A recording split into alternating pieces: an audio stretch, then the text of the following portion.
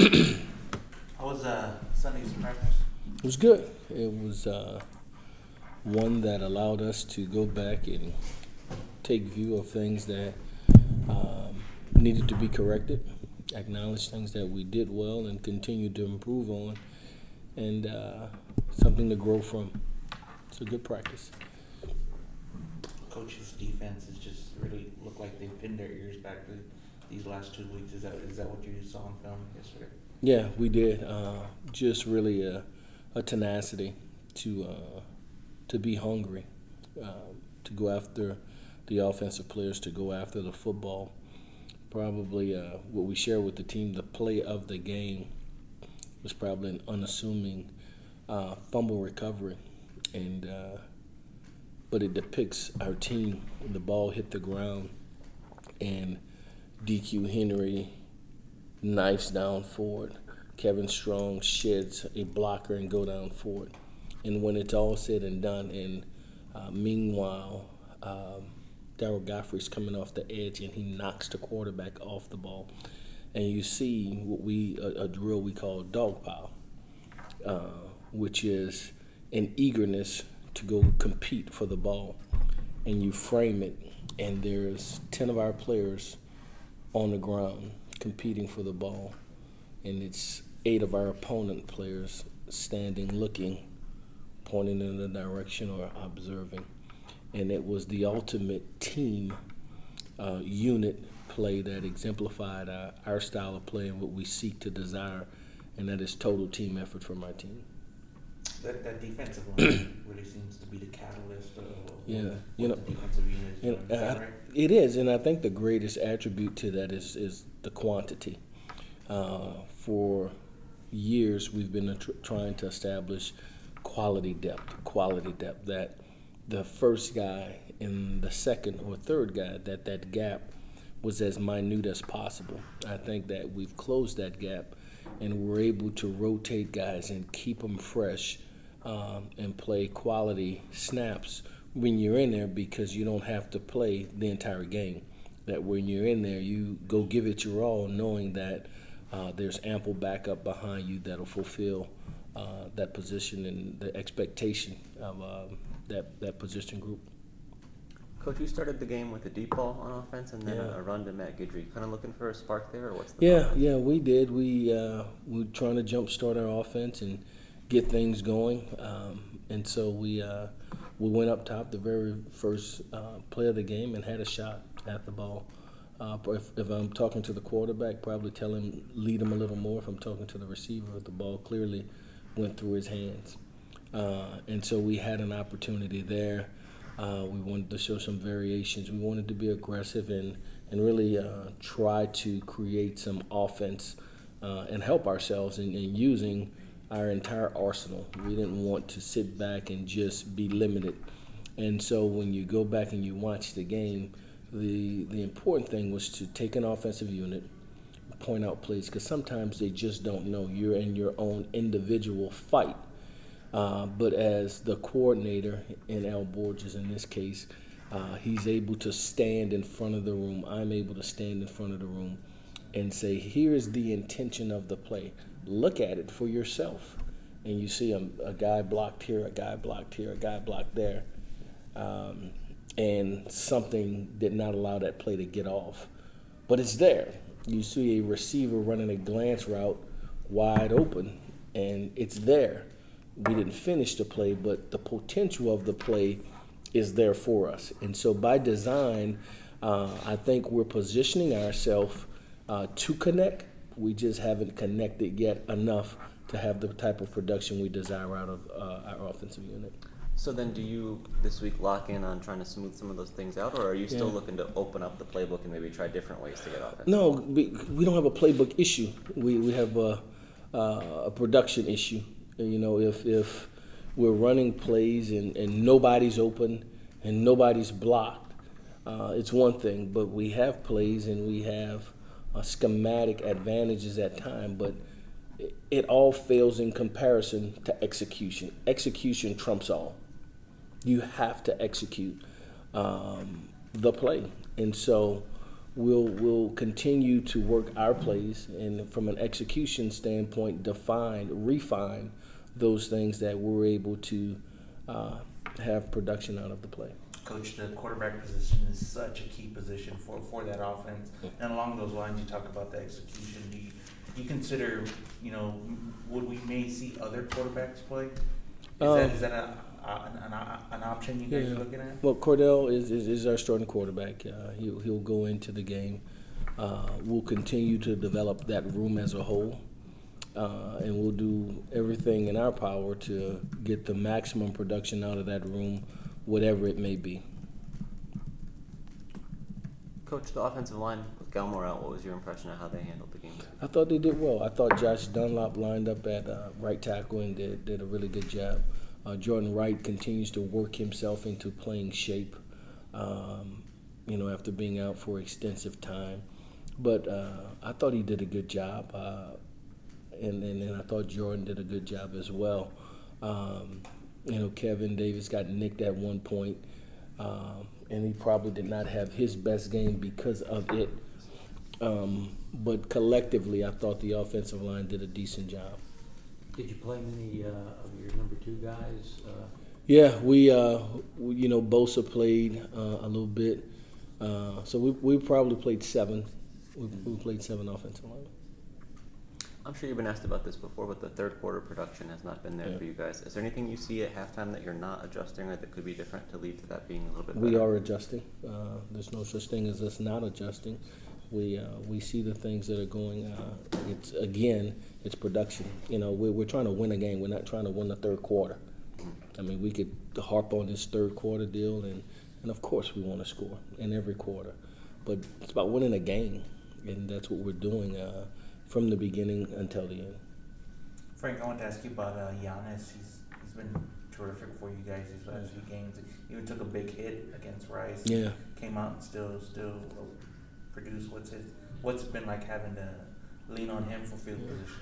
It's been an advantage for us, and at his position group, you want that. Ideally, you want to go down and flip the field and make a team go a distance. I think we're doing that with that unit. I think we're protecting him well. For the most part, I had a running into the kicker that we were able to then go for it on 4th and 1, which was a bad spot to play before it, in my opinion, based on the film of where the ball was marked, full 5. 4 yards. 5. Yeah. Yeah. And I'm talking to the guys about reviewing it, and they're telling me they've seen it, and I'm like, you're putting it back to the original spot. Yeah. He declined it. Yeah. This is where the ball is. So we're fortunate able to pick up the first down, nevertheless, and go down and get points to seal victory. That was a big hit he took, though. I thought it should have been roughing. Yeah. And then he was down on the field, but he came back the next. He bounced back, and he's a warrior. He doesn't see himself just as a punter. He sees himself as a football player, and he's been productive for us for the last 3 years, and we're pleased and very fortunate to have him. We were talking with Coach Hyman on Media Day, and he said that the other specialists kind of gravitate towards him because he's the older guy. He's the leader. He's the veteran. He's our veteran leadership at that position group. I think he goes out and leads by example, whether it's he has a mature, professional approach in his game of working his fundamentals, his techniques, and so much of that specialist group, there's a 20-minute segment that's dedicated to special teams per day. All right, so you still got an hour and 40 minutes remaining. What happens then? And so they work isolated with the specialist coach or on their specialty, and so much of it comes from within. Your ability to have the discipline and self-restraint to stay focused on the job at hand and amidst while 7-on-7 is going on, while inside run is going on, while team is going on. The specialists work their craft, and it's good for our young guys to see a veteran guy exemplify that desired behavior from that position group. Which is Louisiana Tech more like some of the first 3 teams that you played this year than the last 3? They're a really good team. They're really good. They returned 10 of 11 starters offensively. A quarterback, a veteran quarterback who can throw the deep ball, who can throw the underneath ball. Have 3 receivers that have a lot of production for them underneath, over top. 3 of them have over 400 plus 20-yard catches on the year. They're a 10 personnel team, and they'll throw the ball around every which way, whether it's the quick game, RPO, or just shots. And he just shared with our defensive staff after watching them last night and this morning that open doesn't mean separation for them. Open is open. I'm throwing it to my guy, and you can be stride for stride with them. They'll throw it. And they've had a lot of success throughout this season, throwing the ball. Backs that can, when you start playing a certain coverages and your backs are turned, that they'll hand it off to them and can go down the field and get big yardage for them. A defense that is very veteran, a very experienced defense, and with Jalen Ferguson's the nation's active sack leader with 33.5 sacks right now. This year he is a force to be reckoned with, has had very good games against us the last 2 years as well as against other opponents throughout this year. A potential projected second-round draft pick preseason. He is the Marcus Davenport of our conference at that position group this year. And he's complemented by a defensive end who plays the run and pass just as well. So they returned 3 of the 4 guys up front at defensive line. They returned their backers. Meek Robinson is one of the better corners in the conference, if not in the country. Their left corner. So they're a good group offensively and defensively. Coach, what do you remember from that game last year? What was it in the fourth quarter? Like 13-16 or something? Yeah. You know, I thought we had played well enough to be in position to do it. And kind of when I talked about the little scat back got loose on us in the fourth quarter and had some big runs, and us not take advantage of some opportunities we had down in the red zone. We were a huge field goal team a year ago in the red zone. That has changed.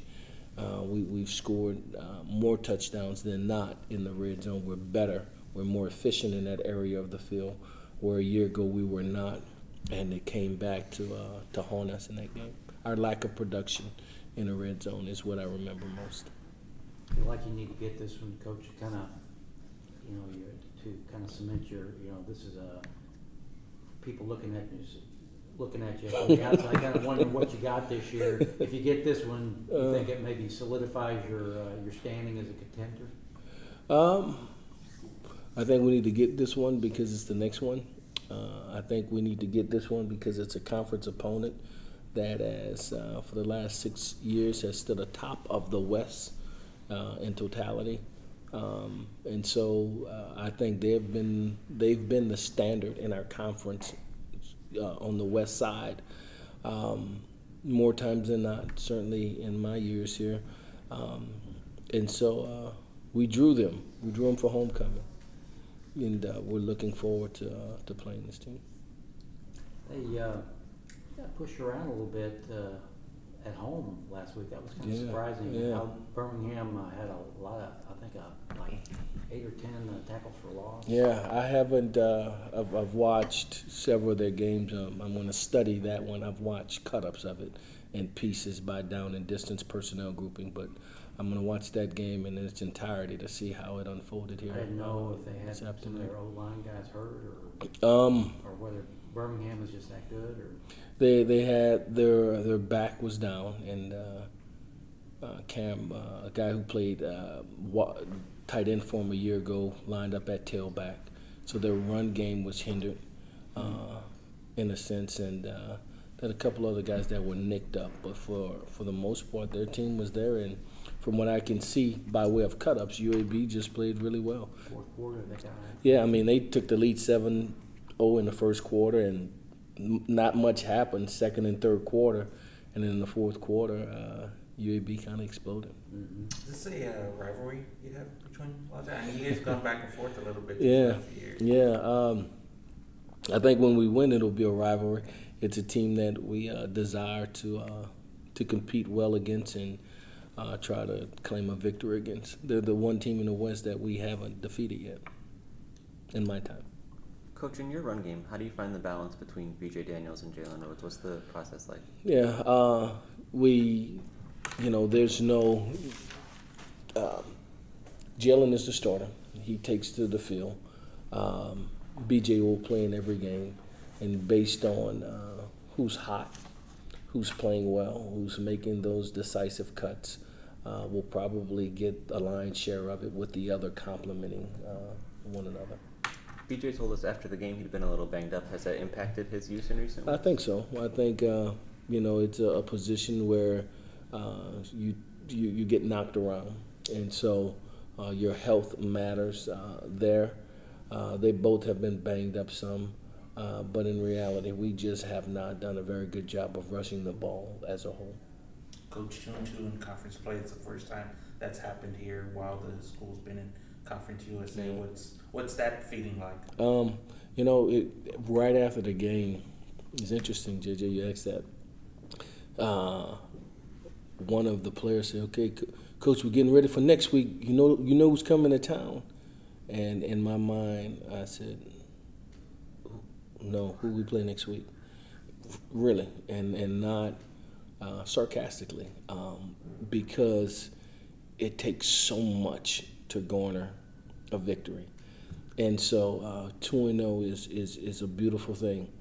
But right now, I have to do my very best to recant Saturday to think about that game, because all my mind, all my effort is on La Tech. And so even we're sitting here and we're talking, all right, what happened there? Because it's behind us. And Louisiana Tech is given undivided attention right now. Has to prepare properly to give this team a game plan and directions of how we need to attack this team. Do you think you'll have Clayton?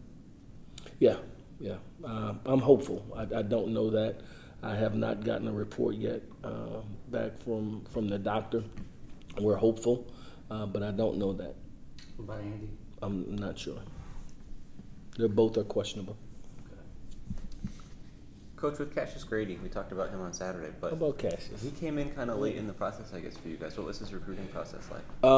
He was a transfer, a bounce back, and Coach D. Will, had identified him and knew of him, and so he brought him to our staff by way of by game tape, and so got a chance to evaluate him. Then got he and his dad on our campus and began to court him.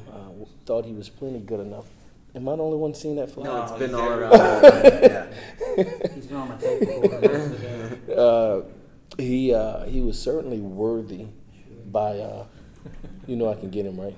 I mean, I Get it. it's glancing blow. I think he's going to stay away. It's like Ginobili. And so we just needed to know him because there was not an extensive courtship, if you will. But he and his father came in, and his brother, and he was a well-mannered, very bright-minded young man who had already experienced the recruiting process and knew what he wanted and knew the opportunities that lied before him here and what we presented.